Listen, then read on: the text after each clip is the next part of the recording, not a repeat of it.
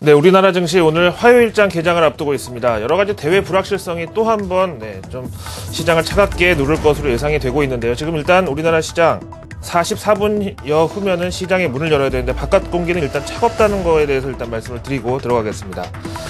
먼저 유럽 소식부터 보겠습니다. 잘 하면은 주말 동안 타결될 수도 있다고 했던 그리스 구제자금 협상 기어이 불발로 끝나서 이제 다음 관문은 현지 시간으로 오늘 앙겔라 메르켈 총리의 그리스 방문 일정으로 현재 넘어간 상황인데요. 지금 그리스 아테네에서는 메르켈 총리 방문을 벼르고 있는 이 시위대들과 수천 명의 경찰 병력이 대치한 채 제목에 보시는 대로 초긴장 상태라고 합니다. 그림 보시면서 세부 일정도 한번 얘기를 해드릴 텐데요.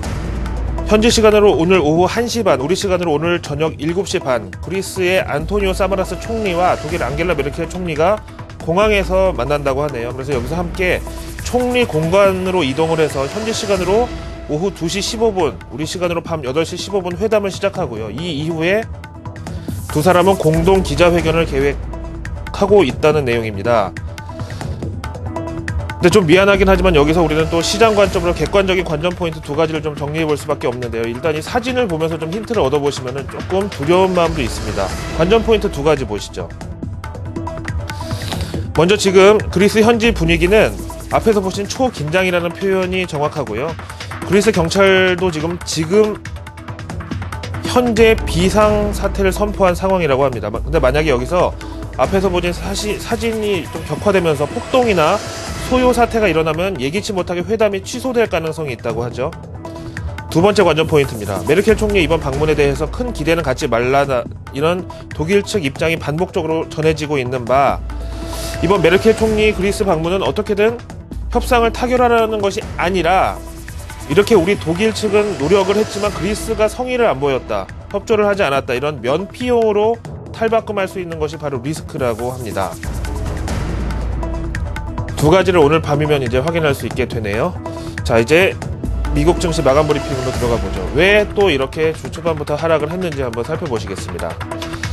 미 증시 마감 브리핑의 세계은행 보고서는 뭐고 아시아 경제는 또 뭔지 이렇게 의아해하실 분들이 계신데 AP통신의 제목 보시죠.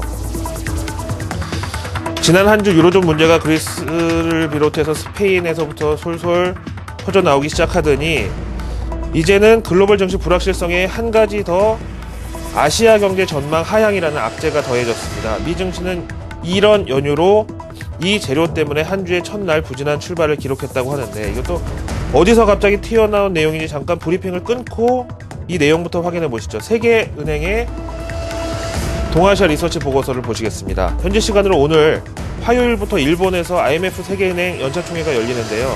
이거 뭐 흥행을 위한 홍보 목적인지 뭔지 아무튼 세계은행은 하루 전인 어제 싱가포르에서 동아시아 리서치 보고서와 함께 기자회견을 열었습니다. 저녁에 나온 내용이라 우리 시장에 반영이 안 됐기 때문에 지금 보시죠. 어쨌든 이 내용이 유럽과 미국 증시까지 모두 부진하게 이끌었다는 것은 분명하고요. 지금 보시는 맨 앞에 이 서머리 내용 보시면은 중국 경제 성장률 둔화가 계속 가속화되고 있다는 언급이 나와 있고요. 이거 뭐 처음 듣는 내용은 아니지만 이게 전이 혹은 확산 효과가 있다는 내용을 언급합니다. 다른 동아시아 국가들도 여기에 영향을 받을 것이고 수출 의존도가 높은 이들 국가들은 유로존의 침체 그리고 미국의 재정 절벽 등 대외 불확실성 때문에 각국 내수 경제에 기댈 수밖에 없다.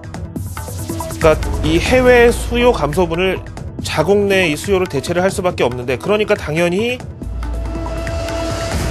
내년 13년까지 여기 보시는 대로 마일드 리바운드, 다시 말하면 이 경제 성장률 둔화를 내년까지는 좀 각오를 해야 된다라는 표현을 쓰고 있죠.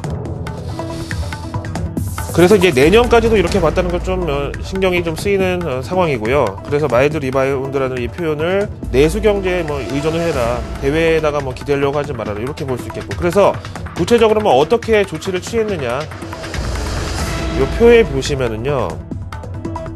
실제 전망치를 어떻게 손을 댔냐 하면은 올 2012년 중국 경제 성장 전망치를 기존에 회복세까지는 아니더라도 예년 수준으로 정상화되는 과정에 있다고 보고 당초 8.2% 예상했었는데 이번에 7.7%로 비교적 큰 폭으로 좀 하향을 했다는 거죠.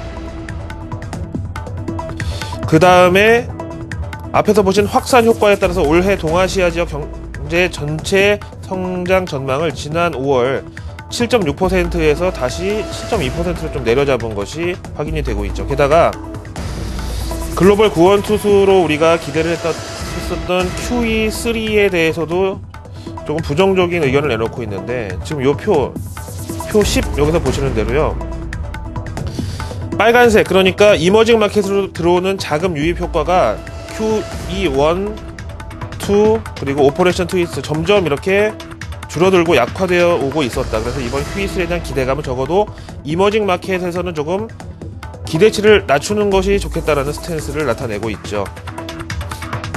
네, 이런 자료를 보니까 유럽과 미국 증시도 당연히 위축될 수밖에 없었다는 거죠. 다시 AP통신의 마감 브리핑으로 들어와서 마무리를 짓도록 하죠. 여기다 또 실적에 대한 내용이 바로 뒤에 이어서 나오는데요. 이것도 역시 불확실성이죠. 오늘 밤 알코아를 시작으로 미국의 3분기 어닝 시즌 시작이 되는데요. 톰슨 로이터 조사 결과에 따르면 지난 주말 기준으로 잠정 실적 전망에서 S&P 500 구성기업 중 부정적 예상치를 제시한 기업들은 91개사, 반대로 긍정적 사전 실적 전망을 제시한 회사는 21개사로 4대1의 비율을 기록해서 지난 2001년 3분기 이후 가장 부진한 비율로 기록됐다고 합니다.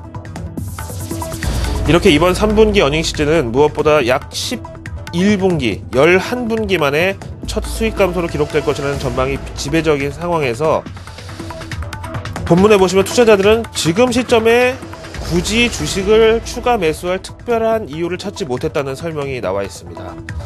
이에 따라 지난 반등 기간 동안 미증시의 선두주자 역할을 했던 애플이 1%대 하락하면서 기술업종과 유통업종 동반 부진을 이끌어냈고요. 그래서 앞에 보신 세계은행의 동아시아, 그 중에서도 중국 경제 성장 전망 하향 때문에 상품 시장에선 유가가 하락하는 등 위험 자산에 대한 비중 축소가 확연하게 확인된 하루였다라는 제목이 나와 있습니다. 마감 브리핑 이만 보고요. 이제 미국 시장 오늘 어떻게 봤는지 전문가 시황 두 편 준비했습니다. 먼저 오크브룩 측의 의견입니다.